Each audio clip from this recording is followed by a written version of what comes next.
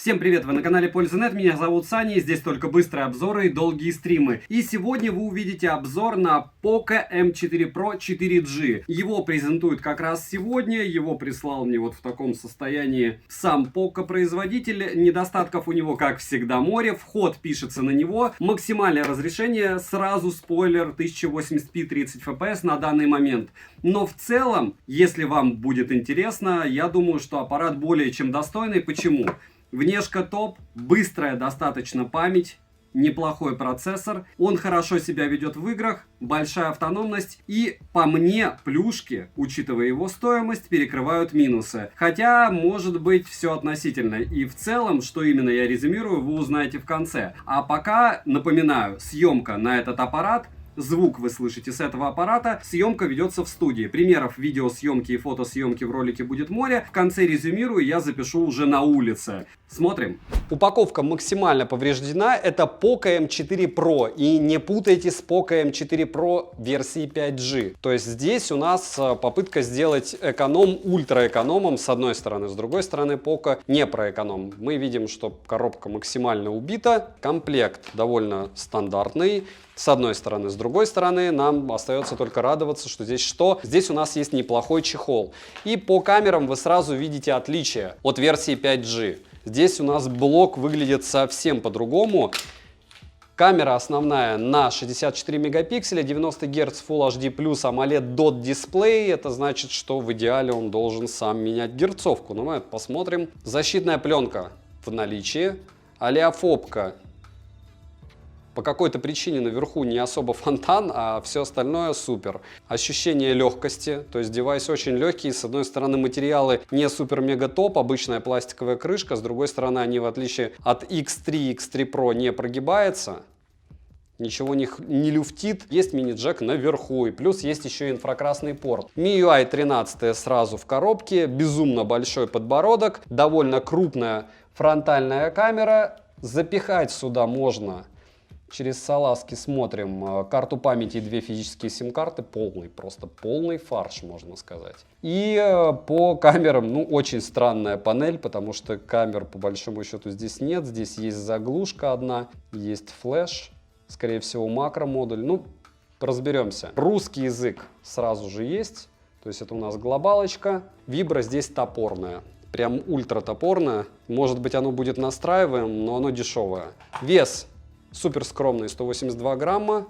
Толщина вместе с блоком камер всего 9,6 мм. Это очень мало. Он тонкий, реально тонкий. В ширину 73,4 мм. И в высоту смартфон 159 мм. Видим зарядник на 33 Вт, довольно стандартный для Poco. Кабель для зарядки USB-A и USB-C. Рано или поздно они USB-C и USB-C будут делать. Смотрим.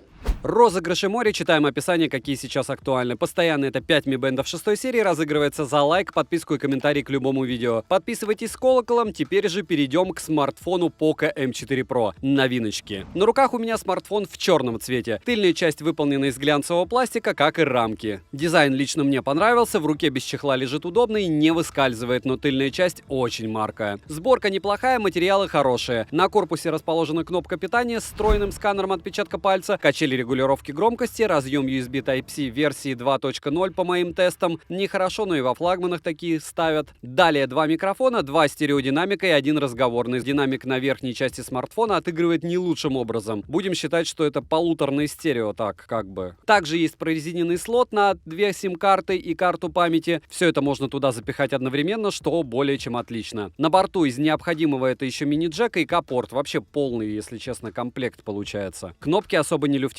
Летим дальше. Смартфон оснащен дисплеем AMOLED на 6,43 дюйма с разрешением 1080 на 2400 пикселей. Матрица экрана абсолютно плоская. Плотность пикселей хорошая, 409 ppi. При ярком освещении яркости хватает, вглядываться не приходится. Картинка четкая и насыщенная. Мне экран понравился. Частота обновления экрана 90 Гц, на выбор есть также 60. DC-диминга в наличии нет, шим на 100% яркости 8%, на 50 21, на минимальной 51%, на нуле 24. Автояркость Яркость работает прекрасно, быстро адаптируется под смену освещения. Под разными углами тон картинки бросает в теплый оттенок. Always on Display в наличии, но, к сожалению, 10-секундный. Далее, мультитач, конечно же, есть и берет все 10 пальцев. Разблокировать экран можно при помощи сканера отпечатка пальца, внедренного в кнопку блокировки, и распознавания лица. Сканер отпечатка пальцев работает хорошо, и завести 2 одинаковых отпечатка можно. Распознавание лица срабатывает стабильно и быстро. Зарегистрировать биометрические данные можно у 2 лиц. Подбородок внизу экрана в наличии, и он не маленьких размеров. Летим дальше. Процессор MediaTek Helio G96 с техпроцессом 12 нанометров и 8 ядрами. Максимальная тактовая частота которого 2 ГГц. Графический процессор Mali G57, интерфейс MIUI 13 версии, Android 11 версии. Оперативная память LPDDR4X, у меня аппарат на 6 ГБ и 2 ГБ виртуальных. Разумеется, что это все равно не 8. Есть еще версия на 8 ГБ физической оперативной памяти. Внутренняя память UFS 2.2 и на выбор 64 или 128 ГБ. Не последняя, но и не самая плохая. Имеется поддержка двухдиапазонного Wi-Fi, смартфон поддерживает 4G сети, поддержки 5G, который нам не нужен, нет. Связь ловит хорошо, звучание при звонках среднее. Запись разговоров в стоке имеется, о записи телефон не предупреждает. Датчик приближения работает исправно, у меня проблем с ним не было. Вибра на максималке топорненькая, Bluetooth версии 5.1 почти последний, NFC на борту и Google Pay встает без проблем. GPS-тест на холодную показывает точность до 1 метра, притом в городских условиях. И, внимание, в помещении он добился результата также в 1 метр, что удивительно. Емкость аккумулятора 5000 мАч. В PC-марке выдал первый раз 8 часов 12 минут, а осталось 20%, а второй раз 7 часов 43 минуты. И тесты я проводил, разумеется, при 90 Гц на максимальной яркости. Заряжается он с 0 до 37% от родного адаптера питания за 16 минут, от 0 до 70% за 48 минут. И полный цикл зарядки у меня занимает с 0 до сотки 61 минуту. За час игры в Genshin Impact на максимальных настройках графики и 100% яркости улетает 25%. Играть можно, но бескомфортно, так как присутствуют фризы и подвисания. Яркость аппарат сбросил после 15 минут непрерывной игры, нагрелся он до 45 градусов. В PUBG, танки и асфальт 9 играть более чем комфортно. Беспроводной зарядки нет, летим к тестам. Тротлинг-тест проходит не совсем радужно, результаты вы видите на экране. В Geekbench в сингл-коре 510, в мультикоре 1855, в 3D-марке показал Wildlife 1102, Wildlife Extreme 319, Wildlife Stress Test 1101, Wildlife Extreme Stress Test 323, Slingshot Extreme 2426 и Slingshot 3454. Вантуту выдал результат в 215 тысяч попугаев. Storage-тест показал 24 тысячи, 45-минутный стресс-тест прошел не идеально, результаты теста искусственного интеллекта 75 тысяч, что тоже не космос, но я вспоминаю Samsung, и там примерно то же самое, S22. Основной блок камер с тыльной части состоит из 3 модулей. Основной модуль снимает в максимальном разрешении 1080p 30 fps, к сожалению. Также есть широкоформатный модуль, макросъемка, режим Pro и портретный режим. Цифровая стабилизация на борту, разумеется, оптической стабилизации нет. Фронтальный модуль на 16 мегапикселей находится в верхней части экрана по центру, средних размеров, и не особо он мешается. Максимальное разрешение для съемки видео 1080p 30 fps. Короткие примеры вы сейчас увидите.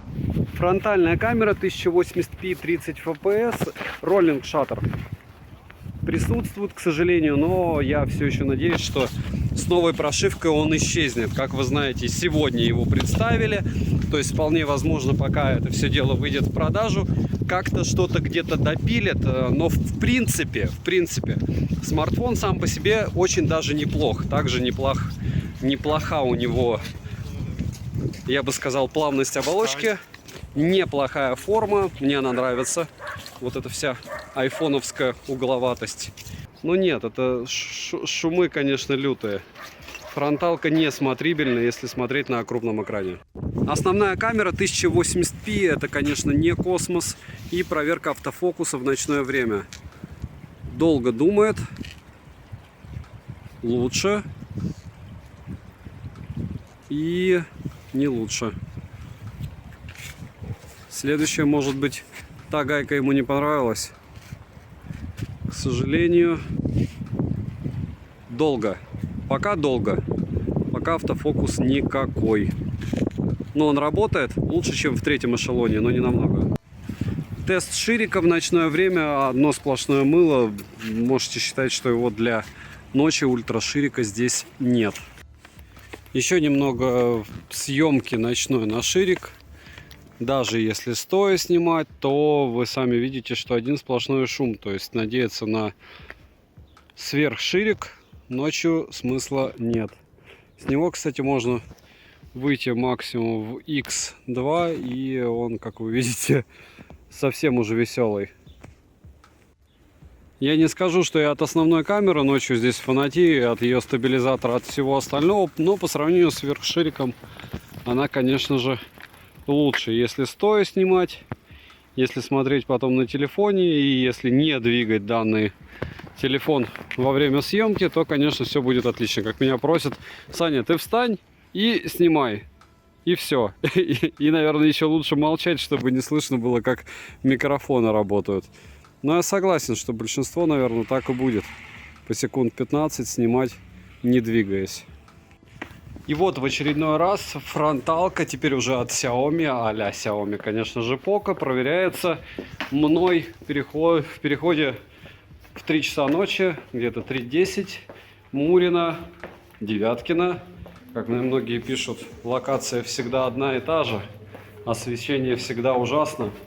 Но зато вы можете сравнить различные типы устройств в одинаковых условиях. Потому что лампа, как вы понимаете, вот этого вот теплого света здесь никто менять не будет. Наверное, никогда, пока они сами не упадут. Но я смотрю, допустим, неплохо передают даже в движении прыщи, волосы, морщины. И для фронталки, учитывая освещение, даже может быть стаб не самый плохой, но вот он, гвоздь, сами знаете куда, роллинг шаттер. Могли бы, не знаю, об этом подумать, потому что не особо приятно. Существуют девайсы значительно дешевле других брендов. Мы не будем вспоминать BBK, правда, у которых таких проблем нет. И всем, кто спрашивает, почему у Сани все время столько примеров съемки. Ну, первое, для меня это актуально, то есть я снимаю обзоры на сами смартфоны. И второй момент, это основа стоимости, то есть как и какие сенсоры куда запихали, каким образом записали туда ПО, потому что мы, может быть, взрослые люди, как звонилку будем ее покупать, эту мобилку. А большинство подростков, детей, они будут приобретать данное устройство, либо вы им будете приобретать, а они будут. Вот так я могу поснимать TikTok и все остальное. Не поддерживаю, но осуждать не имею права. Тест фронталки, и только что делал фотографии против солнца, чтобы вы понимали, против солнца мне даже смотреть сейчас сложно. Вот это дело, получается, я фотографировал, в ролике увидите.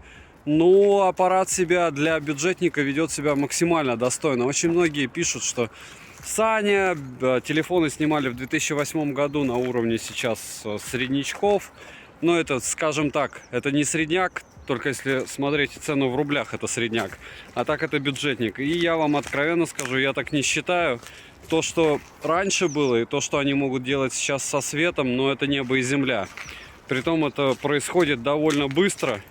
Техника движется, возможности, алгоритмы, матрицы и все остальное. Вроде бы кажется, что все на месте, но давайте опять же помнить, что буквально лет 5 назад у нас не было практически вообще никаких технических возможностей у данных девайсов, там двухоконные режимы использовать, в онлайне изменять черты лица и все остальное, так что техника все равно молодец. В целом, как работает фронталка, вы видите, меня больше всего расстраивает, это вы сами понимаете, что роллинг шаттер, кто не знает, окей, это когда у вас лицо начинает искажаться, если вы двигаетесь. Утро, и в конце концов, среди концов, в Петербурге наконец-то появляется солнце. Наверное, первый раз за месяца 3. Вот вы видите, как в X6 максимум будет снимать камера. Живность в целом снимает хорошо, и по стабилизации тоже. Можно проверить единственное еще автофокус, который я не проверял. Раз, два, три. Не без претензий, но работает. Минусы: марка и тыльная часть. Стереодинамик на верхней части корпуса меня вообще не порадовал. Можно считать, что его нет. Ну, он есть, но его нет, потому что звучание из него вообще никакое. Относительно старенький Bluetooth, маленькое разрешение для съемки и, разумеется, мало попугаев. Это, конечно, особо не влияет, и даже играть можно, но хотелось бы чего-то большего. Цена по ссылке в описании к видео. Если промокоды, посмотрите в моем телеграм-канале в прикрепленном комментарии. Там первым купившим вроде бы будут какие-то подарки. Думаю, опять же, учитывая обстоятельства, которые происходят везде и вся, это уже можно считать даже средняком, а не лоукостом. Поэтому однозначно рекомендую. И резюмировать я бы хотел довольно нестандартно. Почему? Потому что вот она, новая наша реальность. Смартфон не стоит дорого, у смартфона минимальное количество возможностей, но у него неплохая камера, вы сами видели вход, у него неплохие возможности по записи звука, в него можно играть, пусть и не в тяжелые игры, и выглядит он намного лучше, чем стоит. Это, в принципе, такой симбиоз качества. Собран он отлично. Сколько он будет стоить в каких-то других валютах, смысла говорить нет, потому что сейчас новая реальность. Смогут ли его вам доставить? Но я уверен, что у Али отдельные самолеты, они вам его привезут. Да и когда довезут его до нашего ритейла, все это большие вопросы. Но если брать большой, огромный, второй, третий эшелон, которые некоторые стоят дешевле, чуть-чуть дороже. Аппараты Poco, Realme, Vivo, Xiaomi за те же деньги рвут их просто на куски. Исключая, наверное, внешний вид, потому что, конечно, крупные бренды не стараются яблоко, допустим, копировать. А в целом девайс отличный, за свои деньги просто бомба. Сегодня вам о нем рассказали. Он это минимум. Но этого минимума, если вы не играете серьезно, если вы не снимаете в 4К, вам хватит с головой на года 2-3 использования легко. Могу сказать одно, я его рекомендую, однозначно это Poco. Poco плохого не делает. С прошивкой, ну, приходится бороться, приходится смиряться. Я не особо ее фанат, с одной стороны. С другой стороны, они над ней работают. Допустим, Xiaomi-шные китайские аппараты меня прям люто радуют. Вспомним тот же K50, который был недавно на канале. Посмотрите, меня его менюшка полностью устроила. Там очень много полезного. Да, эти постоянные вы уверены, это с одной стороны. С другой стороны, они реально ими занимаются. Единственный его глобальный минус, повторяюсь, это роллинг шаттер. У фронтальной камеры я от этого дела честно отвык. Поэтому девайс сюда, ставим лайк за труды, пишем в комментариях, что бы вы еще хотели увидеть на обзорах. В этом месяце будет где-то планшетов 7, я закупился, я тестирую, и, наверное, ноутбука штуки 3. Все это будет относительно экономно, все это можно будет приобрести как на Али, так и в русском ритейле. Добра и удачи вам, дорогие друзья!